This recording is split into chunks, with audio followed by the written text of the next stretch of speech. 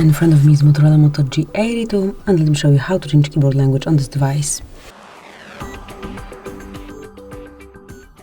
So first of all, you need to open some area where you can input text. It can be, for example, new message. And as you can see here, you get your current keyboard dictionary. Tap on settings then.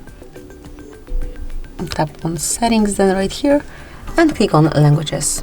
Here by tapping on add keyboard you can reach the list of all languages. As you can see, the list is super long, so we'll definitely find something suitable for you no matter where you're from. So here we've got the ending, and let me pick, for example, Hebrew.